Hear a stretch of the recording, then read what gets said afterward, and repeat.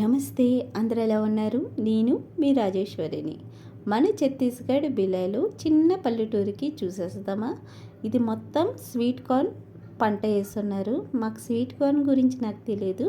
ఎందుకంటే మేము పలాస వాళ్ళం కాబట్టి కాజు, మునక్కాయల పంట వీటి గురించే తెలుస్తుంది కానీ మాత్రము స్వీట్ కార్న్, దానిమ్మ వీటి గురించి అస్సలు మాకు తెలియదు. చూసి ముచ్చట అనిపించింది. ఈ పల్లెటూరు చూస్తేనే చాలా బాగా అనిపించింది. అక్కడక్కడ ఇల్లులు ఉన్నాయి. మొత్తానికి ఇక్కడ ఇల్లు ప్లేసులు చాలా చౌకగా దొరుకుతాయి. నా స్నేహితురాలేమో ఇక్కడ 1,40,000కి అప్పుడులో చాలా పెద్ద ప్లేస్ దొరికింది.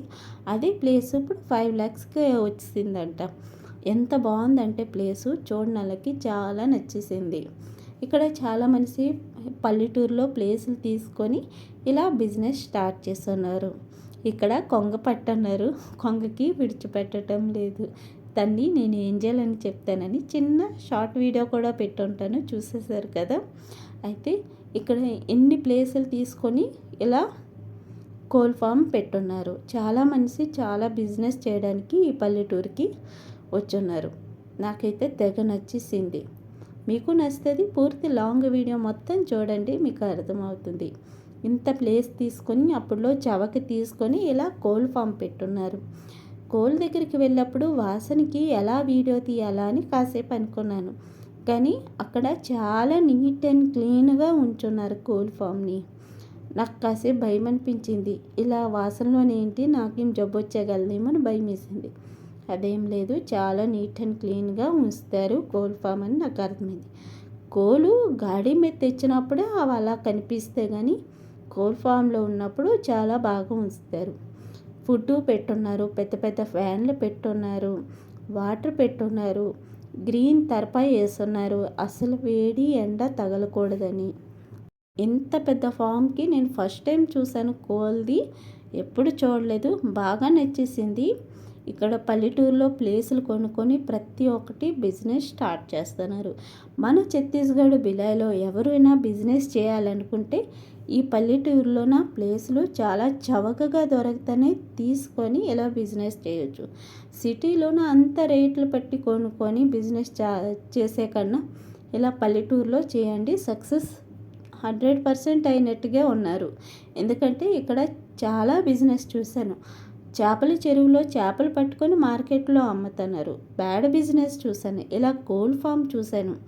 ఇంకొకటి వగైరా వగైరా బిజినెస్సే నాకు కనిపించింది కానీ ఇక్కడ లాస్ అందే కనిపించలేదు. చాలా మంది సక్సెస్ అయినట్టుగా ఉన్నారు.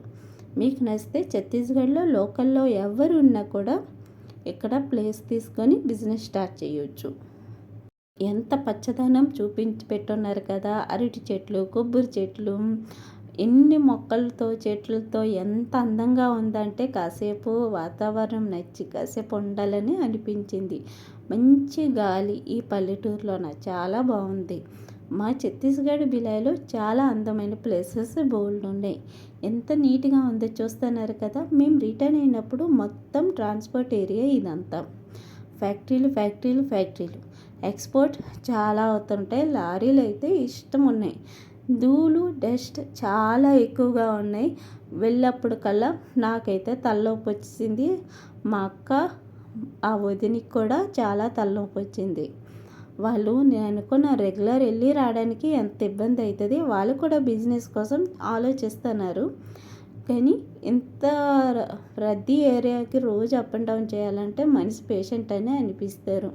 చూస్తున్నారు కదా ఆటో ఎంత కదులుతుంది, లారీలు ఎంత పెద్దగా పెద్దగా ఉన్నాయి. రోజు అప్ అండ్ డౌన్ చేయాలంటే చాలా కష్టం. కానీ మాత్రము చేసేవాళ్ళు హెల్త్ బాగుంటే మాత్రం పర్వాలేదు.